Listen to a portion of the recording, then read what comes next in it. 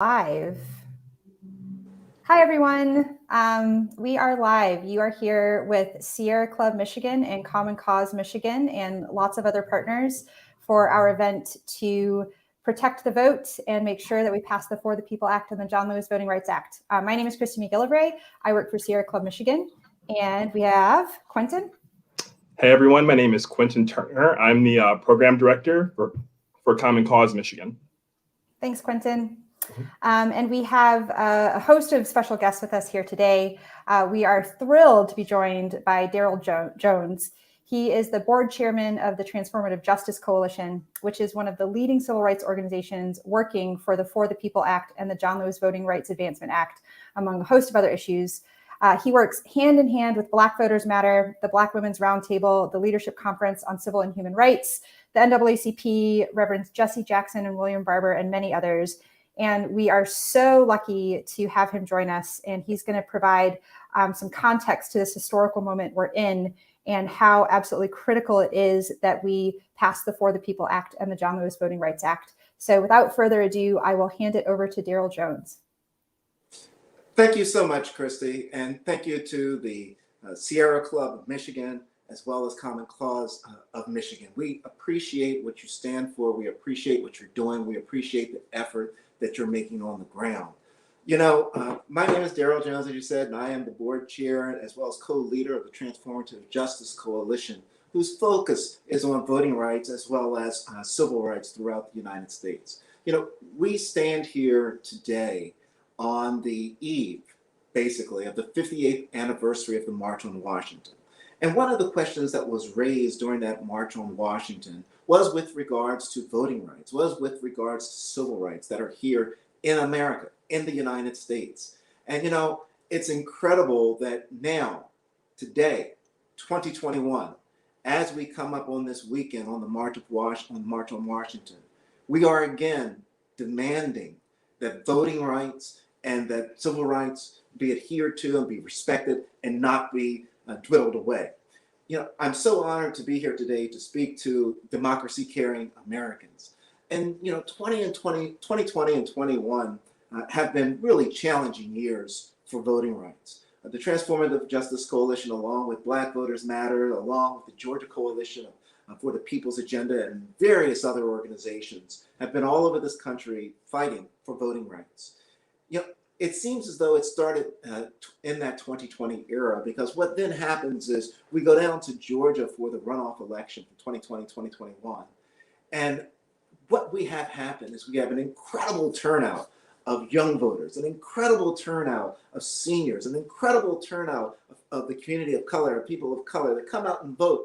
And as a result of that, we have had a backlash, unlike any seen before other than post-Reconstruction, on voting rights in the African American and the people of color and the young community. What has happened as a result of that? Well, here's what we know has happened. As we speak today, there are over 400 pieces of voter suppression legislation that has been introduced throughout 49 states throughout our country.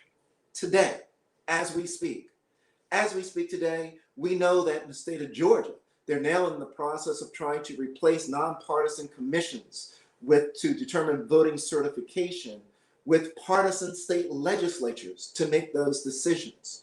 We know as we speak here today that in Texas, they're eliminating 24-hour voting access because they didn't like the way Harris County and some of the highly other minority counties were voting in their access to the ballot box.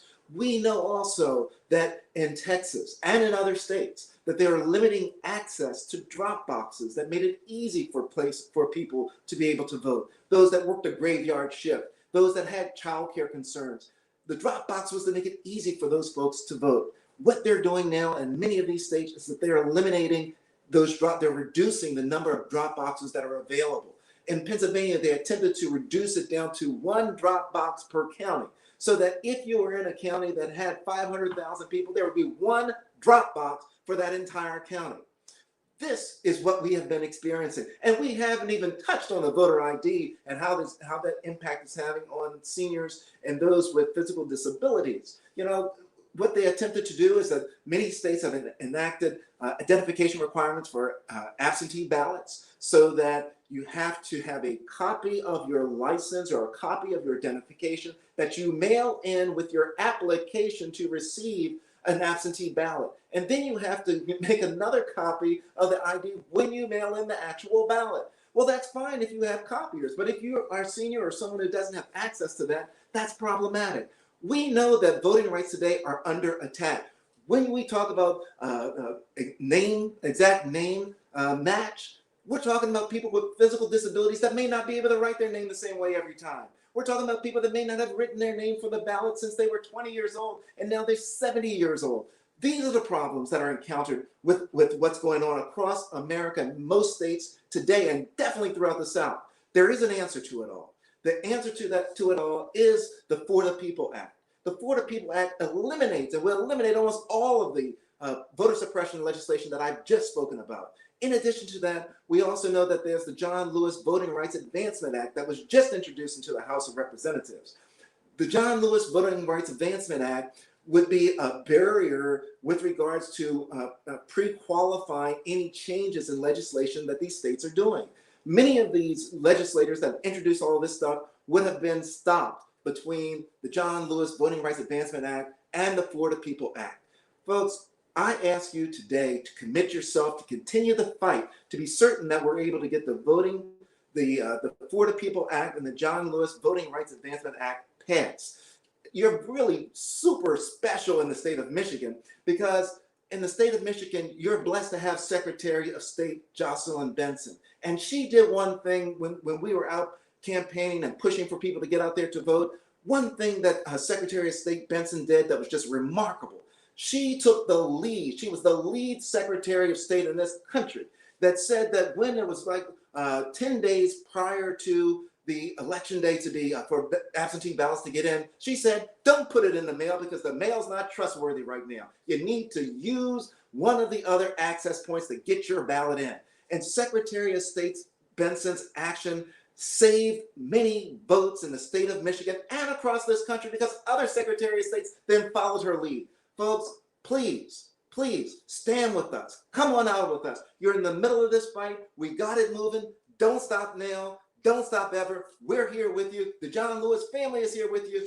We appreciate all that you do, and thank you for allowing us to have this opportunity to share in some dialogue with you. Back to you, Chrissy.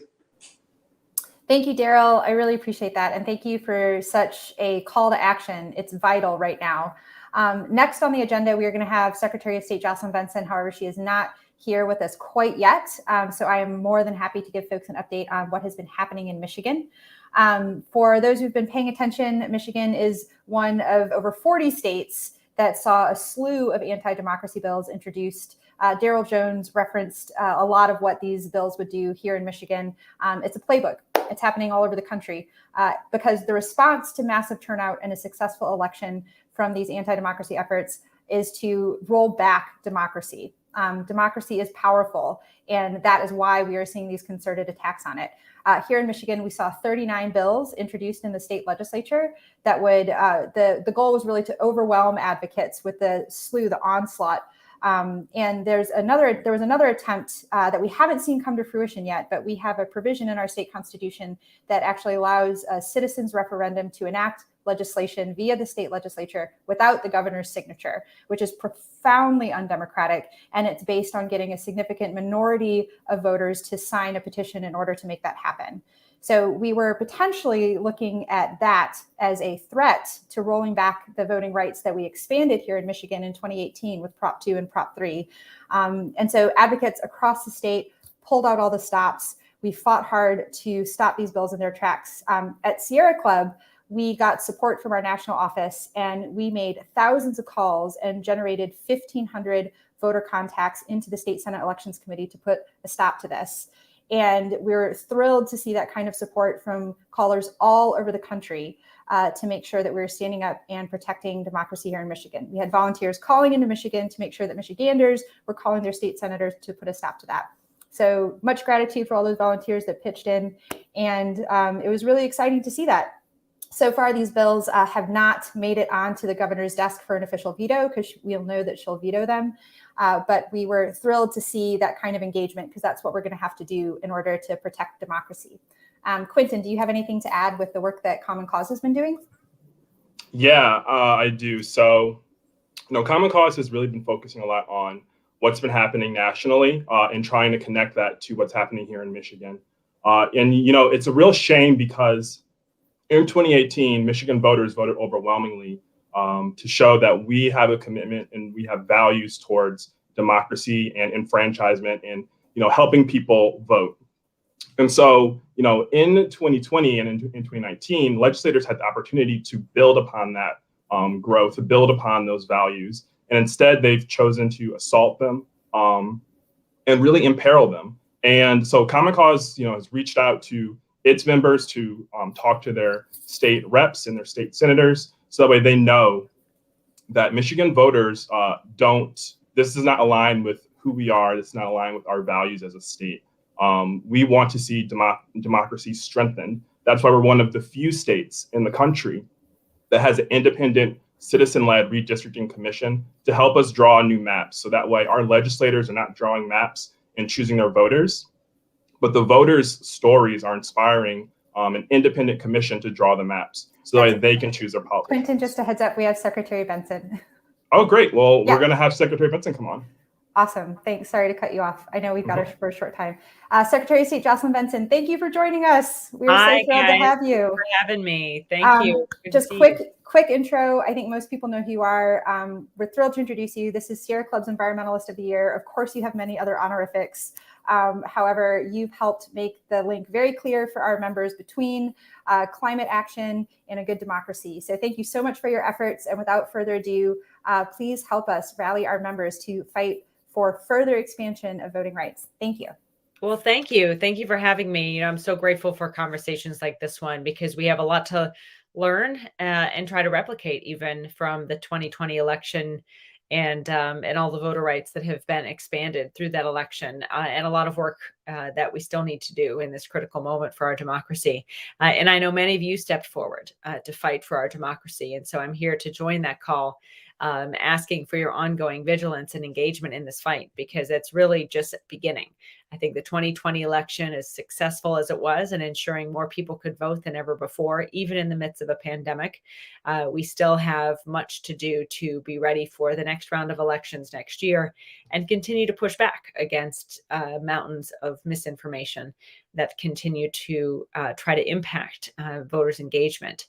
And of course, last year we saw our democracy tested again and again by that unprecedented misinformation campaign that was specifically designed to cause chaos, confusion for voters with an eye towards disenfranchising them, particularly citizens of color, as well as new voters who perhaps may not be fully familiar with all of the options to vote and tracking your ballots.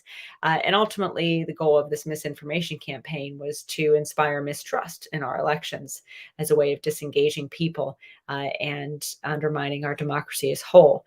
And recognizing that, we saw egregious examples, as we often do, to build on the challenges of the pandemic that were causing many people to consider voting from home or absentee for the first time, to try to target particularly residents of Detroit and Flint with robocalls and other types of information suggesting that terrible things would happen. You'd be arrested and all these other things if you voted absentee.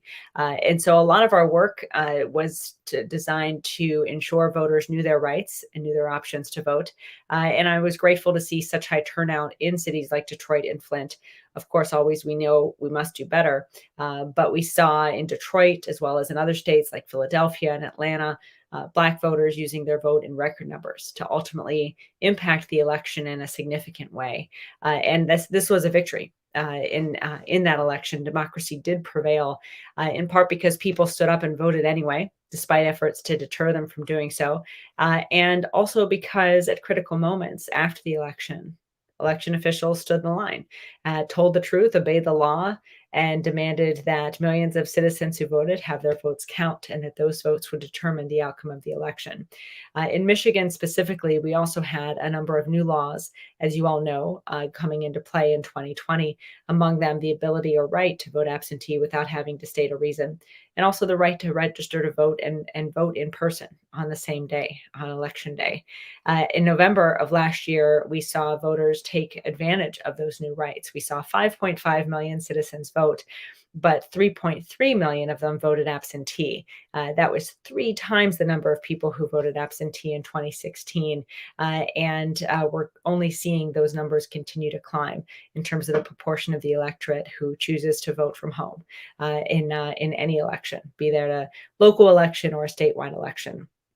Of course, in addition to all of that, in the aftermath of the election, people unhappy with the results and those seeking to sow doubt or gain fame began their work of fomenting confusion and spreading misinformation about what was, in fact, the most secure and accessible and accurate election in Michigan history. And in the 9 months now, since November 3rd, we've only seen these efforts to confuse or undermine democracy to escalate. Of course, they proved quite tragic on January 6th. And in my view, all of that work and all of those efforts are only going to continue, especially as we see here in Michigan, a package of 39 bills being introduced by Republicans in the state Senate that reflects and is part of a national coordinated partisan attempt to undo all of the policies in 2020 that enabled people to vote in record numbers, that enabled our elections to be secure and the results protected. And really collectively, these new policies would seek to make it harder to vote and easier for partisan officials to overturn elections when they disagree with the results. And so, that said, and I know you're familiar with a number of policies, some of them are worse than we've seen in other states, like the effort to ban the use of prepaid postage to enable people to return their absentee ballots with ease, to try to limit access to drop boxes on election day when they're used the most. I mean, clearly these bills are a concerted effort to look at what caused such high turnout in 2020 and make it difficult, if not impossible, for us to repeat that success. So, the bottom line is that voting rights have always been hard fought in our country, and this current battle is no different. And we all have to work together in this moment to ensure that we protect the successes gained in making Michigan a state where it is easier to vote and also very secure to vote, and that we also, as a country and as a state, build on the policies that made the 2020 election so accessible and successful. That's the democracy we need to be pursuing, and by working together, we can continue to do so, particularly pushing back on those attempts to move us in the backwards direction of undoing access to the vote and making it easier for people to overturn results they don't like. And the bottom line is we have to begin by demanding that our democracy stay protected. And as we've seen already, a lot of the organizations that have done so, like Common Cause, like Sierra Club, like Michigan League of Women Voters, and the League of Conservation Voters, and the AARP, as people have spoken up against these changes, there has been efforts to backtrack or back away from them. But we're not done yet, and we need to keep fighting to make sure that partisan lawmakers in Lansing know that they need to keep their hands off our democracy. So with that, thank you again for having me. I wish I could be there with you all or be with you all in person, and hopefully sometime soon we'll be able to have those conversations as well. And just know that the work ahead is significant, and we're all in this together at this moment and beyond. But when we all work together, we can succeed and democracy can prevail. So thanks. Thank you, Benson. Yes. Thank you so much, Secretary Benson, for coming to join us. Awesome. Well, thank you all for the work that you do. I really appreciate it, and democracy wouldn't survive without you. So keep at it, because we need your help. We need your voices. And we need us to all recognize that all the work that went into our success last year was great and critical and productive and meaningful and impactful. But we've got to keep doing what we did so well last year and in the years before if we're going to protect what we've built and protect people's access to the vote. That's right. Well said. Great. Well, thank you so much, and you take care. And we'll talk to you soon. All right. Thanks for having me. Good to see you all. Thank you. Bye. So that was our Secretary of State, and she had amazing words to share with us about the great work that we've done so far and the work that we still have yet to do. So next, we're going to introduce Dessa Cosma, who's the executive director of an organization called Detroit Disability Power. They are organizing to build political power in the disability community. And Dessa is going to tell us a little bit about how some of these bills in Lansing might affect folks in the disability community. Well, thank you so much. I'm super glad to be here with you all. This could not be a more important topic to me personally and to Detroit Disability Power. As Quentin said, my name is Dessa, and I am the director of Detroit Disability Power. And, part of working to build the political power of disabled Detroiters really involves our ability, it necessitates our ability to access the democratic process. But long before I was a director of a disability justice organization, I was a disabled voter. So for the last 20 years, I've been a wheelchair user and little person who does not miss an election. And yet, almost every time I've gone to vote, I've had some sort of access challenge. These challenges have ranged and are diverse, right? You all know Detroit's infrastructure is old, and that really doesn't help. So I have dealt with lack of accessible parking, stairs and no ramps, hallways cluttered with boxes that make passing not possible, poll workers who don't know how to use accessible voting machines. And that's actually a quick story I want to tell you today, because I think it illustrates the work we need to do to ensure that disabled Michiganders have equal access to participating in the democratic process. So in the 2020 election, I showed up at my precinct where I have voted before, and I wanted to use the accessible voting machine. These are machines that are mandated to be in every precinct in the country. They allow disabled people to vote privately and independently, even if they cannot hold a pen to vote. And so these machines are very important. But they're often trained in a way that doesn't actually make them particularly usable on election day. And that's what happened to me in 2020. So when I said I wanted to use the accessible voting machine, the poll worker was very nice and she walked me over to the machine, but she actually didn't know how to turn it on. There was a code that she needed to get into the machine, and she didn't have it. So she talked to her supervisor, who also didn't have it. They made a few calls to the clerk's office. I ended up being there for 45 minutes waiting to vote, not because there was a line, not because they were understaffed, but because they couldn't turn on the machine that would allow me to vote accessibly and independently. There were 3 questions on the ballot that day, and I was there for almost an hour. So to me, this points to a systemic problem of not prioritizing access for all voters. I waited because I have a flexible job and I could do that. I was a strong advocate for myself. I didn't leave, even though it was frustrating and somewhat awkward, honestly. Eventually, they got the machine up and working. I quickly voted. The machine printed out my ballot, which then needed to go into the tabulator. But because the paper that comes out of the machine is a different size than the paper that you would vote on by hand, the tabulator wouldn't accept my ballot. So again, I faced another problem of disability access not being a priority, not really thinking through the whole process as it's designed. And I ended up having to leave without my ballot being put in the tabulator. So I actually don't know if my vote was counted that day. I trust the poll worker that she did her best.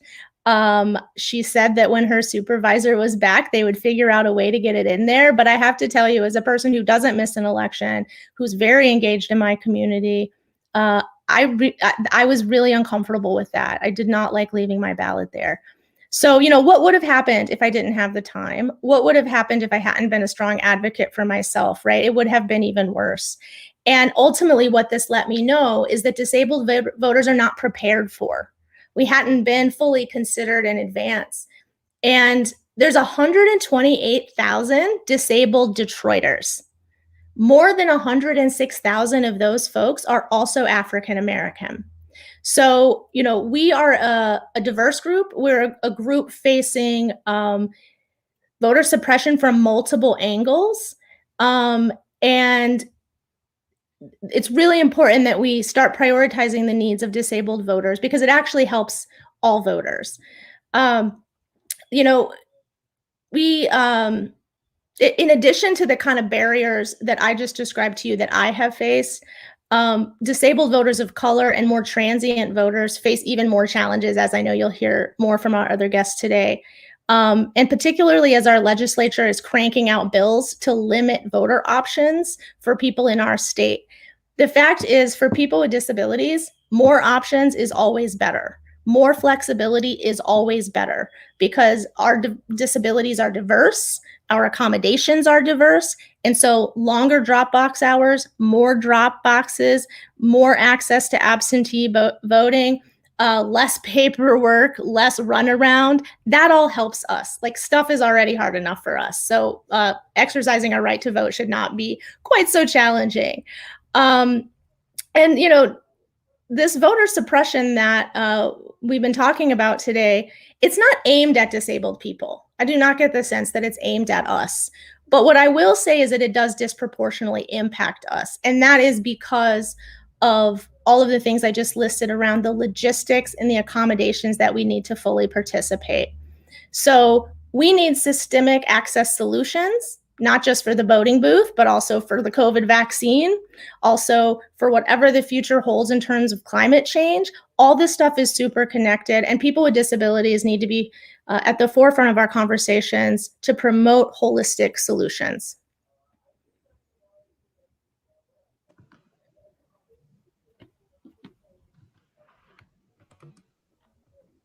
That's great, Dessa. Thanks. Quentin, over Thank to you, Dessa. Thank you so much, Dessa, for sharing that story with us and the amazing work that you're doing with Detroit Disability Power. So next up, we're going to have another activist tell their story. This is Rosalind Ogburn. She's a volunteer leader with the Sierra Club Michigan chapter, and she's going to tell us a little bit about her experiences.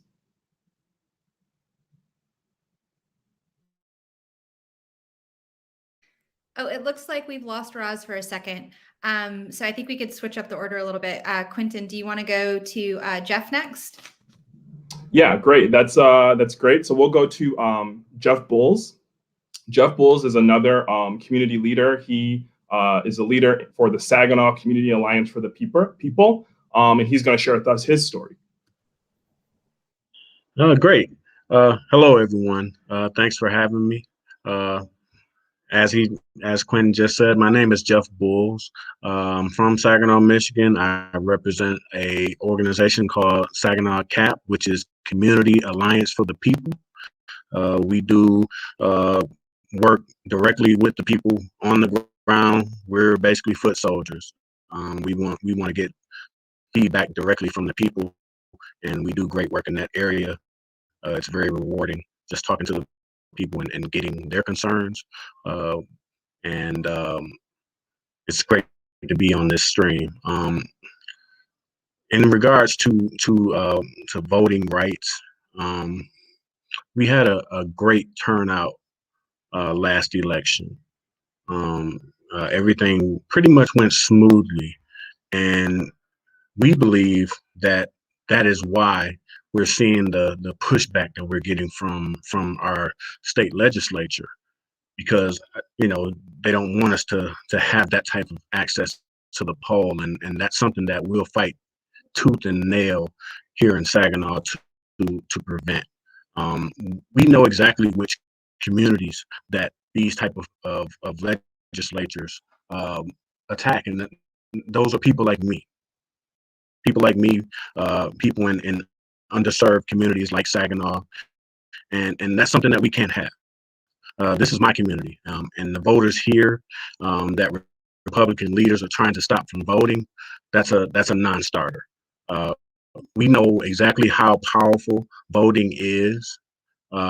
It's the bedrock of our democracy, and stopping us from voting is just something that we can't allow to happen. Saginaw CAP, we want you to know that Saginaw CAP is standing with civil rights leaders like Daryl Jones, like with Sierra Club and other partner organizations that are in this fight to make sure that every American has the right to go to the poll without any barriers, and actually have their voice heard. We've, you know, is the process perfect as of yet? No, we've made some progress. Like I said, we saw record voter turnout last year, and to that effect, we didn't have any problems. I know for sure here in Saginaw, and we want that to continue. And seeing more attacks on our right to vote, that's not going to happen. So now is the time. Right now is the time that we mobilize, that we come together as groups and as organizations to make sure that our smooth process that we had last time continues. This election and the election after that and the election after that. We don't want any problems. We don't want any barriers to the people being heard in the voting process. And whether we reach out to our people in Washington, D.C., or whether in Lansing, whether at the county level, whether at the city level, we have to come together and make sure that all of our voices are heard. And I'm here to tell you today, and I'll end on that note, that Saginaw Cap is in that fight with everybody that's partnering with us today, and we'll make sure that we'll protect the right to vote. Thank you, Jeff, so much. I've got a little bit of an update from the field. It looks like Naisha Clark-Young, your partner at CAP, is having some connection issues. So it's a good thing you did a good job representing Saginaw today. I'm sure she won't be mad at you. I know one of the things Naisha was going to talk about was how difficult it is for people to have a good sense of who has access to the polls. For example, you can vote in Michigan if you have a felony record, and a lot of times people don't even realize that. And, we had Secretary of State Benson talking about the intentional targeted robocalls going into communities of color, threatening people for voting. And so we've seen those kinds of really intensive attacks in targeted communities to dissuade people of color from voting. And I know that's what Naisha wanted to talk about, so I want to make sure I mention it. On that note, Quentin, is it time for me to make my live call? That's right. So up next, Christy is going to demonstrate what it's like to call your senator, how easy it is. She's going to do this right on the live stream. So you can, if you know how to get in touch, you can call right along with her. But we'll be sharing that information with you either way at the end of the stream. Awesome. Thanks. And Jennifer, if you could put the number along the bottom, I am going to go ahead and call it. So feel free to play along with me, everyone. I am calling 1-833. I don't need to look at my paper. It's on the screen. 497-4273. All right, I'm going to put it on speaker. Hopefully you guys can hear it. Hello. Thank you for calling your senator and urging them to pass the For the People Act. In just a moment, you'll be connected to your senator's office. Please tell them your name, where you're calling from, and, if you don't already know, ask them if they support the For the People Act, also known as S1. If they don't, urge them to do so immediately. And if they do, please tell them to do whatever it takes to pass this bill, including abolishing the undemocratic filibuster. Thanks. We are connecting you to Senator Debbie Stapin now. Here I go.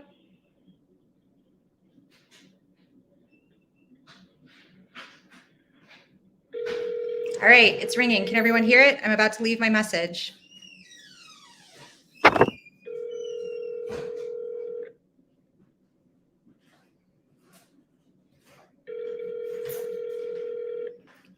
I think I'll definitely wind up leaving a message on a machine. Thanks for your patience, everyone. You've reached the office of Senator Debbie Stabenow. Our office hours are 9 a.m. to 5 p.m. Monday through Friday. It's 5:03. If you've reached this recording during these times, our lines are busy. If you would like to share your views with the senator, or if you have questions about the coronavirus aid bill that was recently signed into law, please visit the senator's website at stabenow.senate.gov. If you would like a return call, please leave your name, including the spelling, your area code and phone number, and a brief message. Thank you for calling. Senator Stabenow, this is Christy McGillivray. I'm a constituent of yours and I vote in Grosse Pointe Woods, Michigan. We know that you are supportive of the For the People Act and the John Lewis Voting Rights Act. And I'm thrilled to tell you that your constituents are ready to back you in your support of these. Most importantly, we want to make sure that we get rid of the filibuster so that we are able to pass this important legislation and protect our democracy. We've got your back, and we're here to make all the phone calls that we need and show all the support that we need to support in order to get this done. So thank you so much, Senator Stabenow, and looking forward to standing with you when you get rid of the filibuster. Thanks. That's it. Super simple.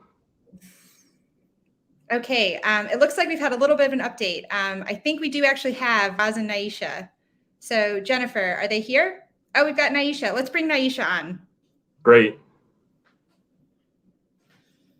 Hi, Naisha. Hi, everyone. Hey, so we did a little bit of an intro with the Community Alliance for the People with Jeff earlier. So if you'd like to, make your points, I might have covered them a little bit. I was trying to make sure we got what you wanted to say included, but I'm so glad you could be here. Thank you. Thank you for having us.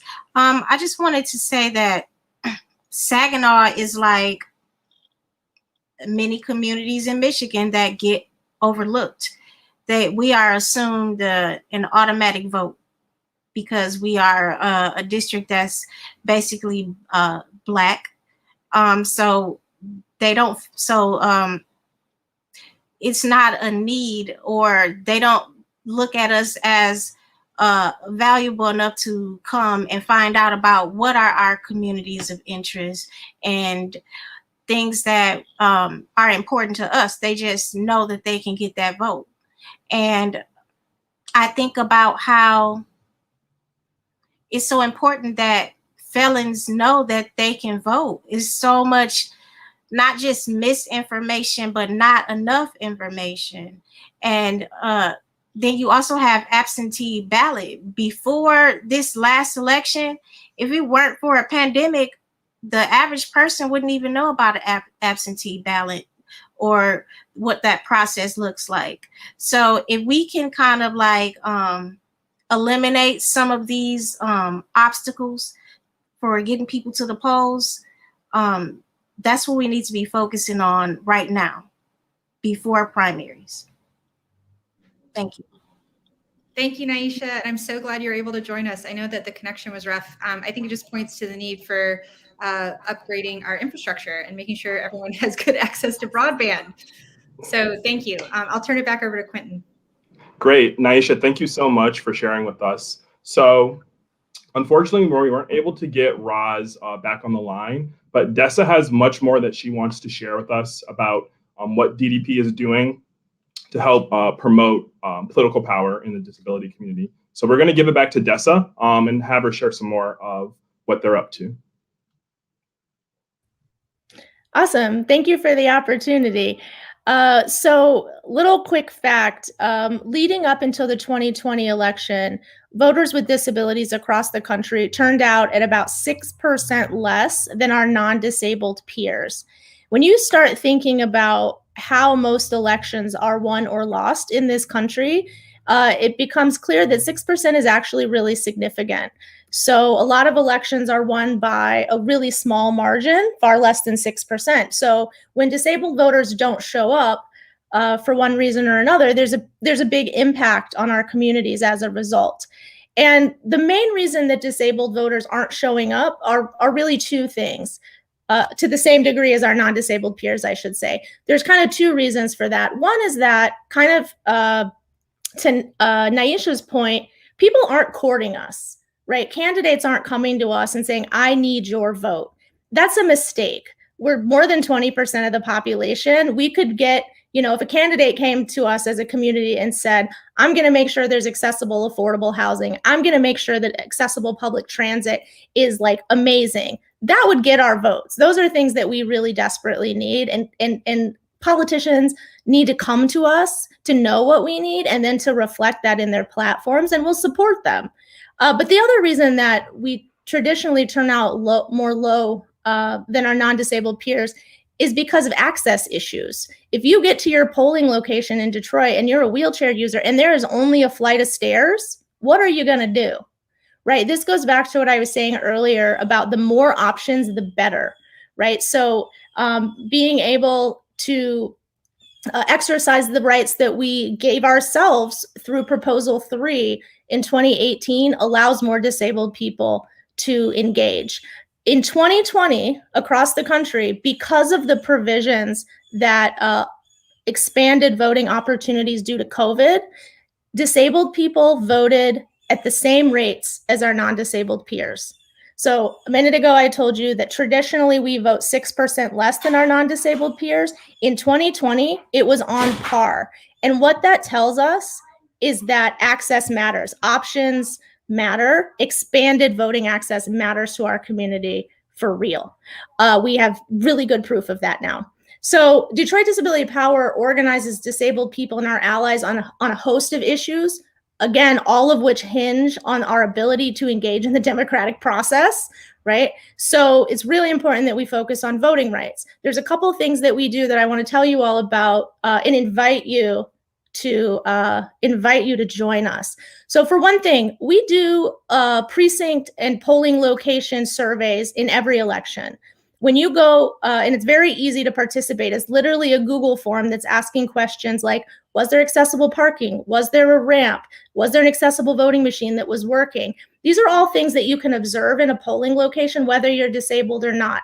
So we then get that information, aggregate it, package it in a way that's very clear to show where there are problems and the types of problems that our folks are facing. And then we make sure to give that to the clerk and the Secretary of State to say, here's where you need to do better. Let us help you get there.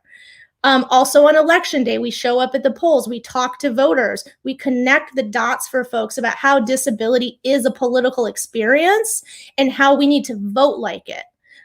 We spend a lot of time educating disabled voters about the connection between their experience not being able to find accessible housing and who we elect, right? So we do a lot of get out the vote. Last cycle, we talked to almost 300,000 voters in Detroit and Metro Detroit about why it was critical that we showed up and exercised our democratic rights.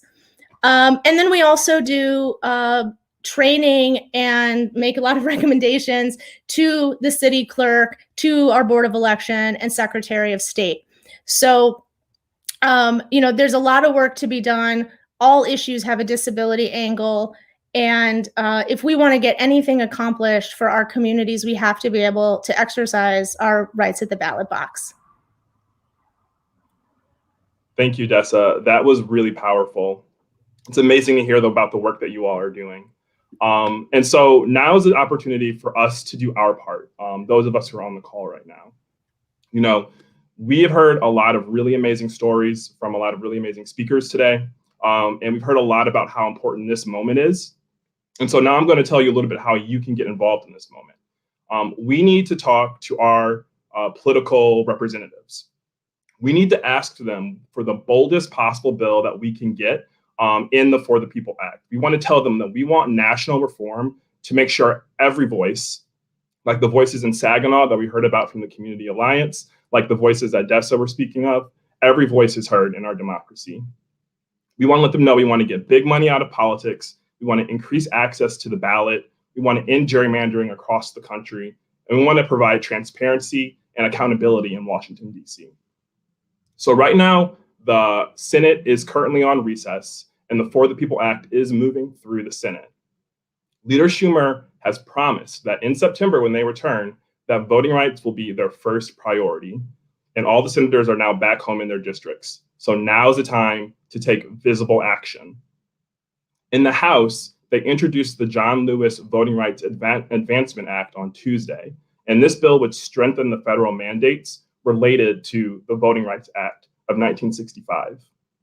These two bills go hand in hand, the John Lewis Voting Rights Advancement Act, the For the People Act. These two bills together can really help protect and expand our democracy in a way that we haven't seen in this country's history.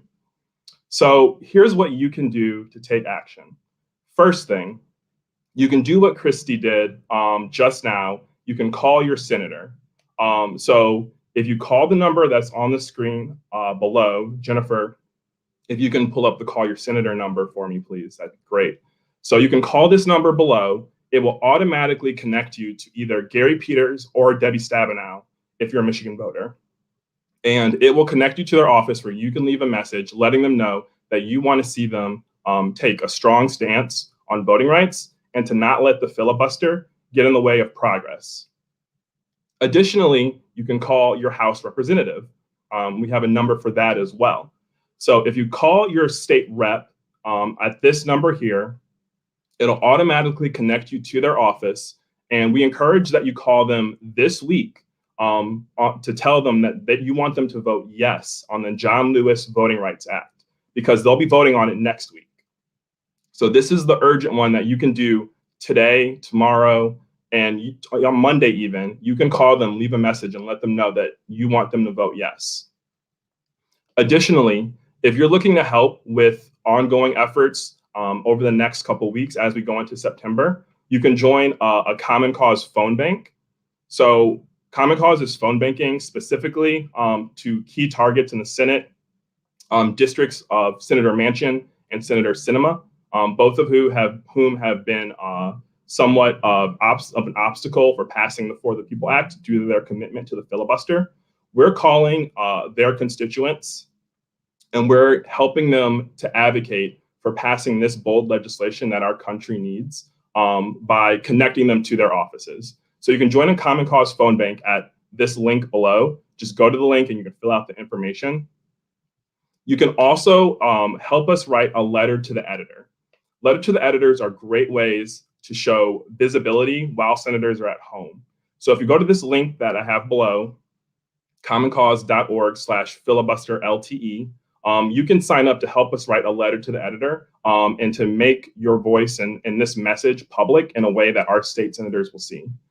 And then lastly, if you're free and available, Christy is going to deliver a message to Gary Peters' office. And so if you're interested in coming and helping with her, obviously we're all going to mask up and we're all going to make sure that we stay safe. But we're going to try to deliver a message in person to their staff to let them know that we want to see them succeed, that we're behind them 100% in supporting the end of the filibuster and not letting that get in the way of passing the strong, bold democracy reform that we need to see in this country. So those are all the ways you can get involved right now. Take your pick. There's at least 5 of them. You can do one. We would love it if you do all. And we appreciate you coming and joining us on this call, hearing about democracy, how things are going right now in the state of Michigan, how things are going in DC, and what we can do to really make sure that the successes of the past that we've already built, we can continue to build upon them and see the democracy that we've all dreamed of and the democratic engagement that we've all dreamed of. So yeah, Christy, do you have anything else you want to add? I was actually wondering if Dessa could share with folks how they can get involved with the Detroit Disability Power audits. Yeah, that's great. Yeah, thank you so much for asking.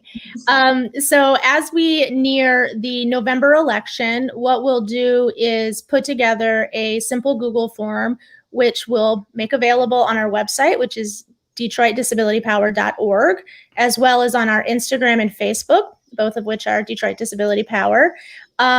And we'll be blasting that link out and asking anybody and everybody who's going to vote in person what the process was like for them, what they noticed about accessibility or inaccessibility. Even if you vote by mail, you can also weigh in on how that process feels. Does that feel accessible to you? Do you have any recommendations about how to make it more accessible? The beautiful thing about the disability community is just how diverse we are. And so I feel really optimistic that when we all put our heads together, we come up with really holistic solutions together. So you don't have to be disabled to participate. You just got to care. And hopefully you all do. I also encourage anyone who's interested in this type of thing to check out our website and become a member of Detroit Disability Power. We are a membership organization. And that just means that you have even more opportunity to weigh in on what we're working on and how we're doing it.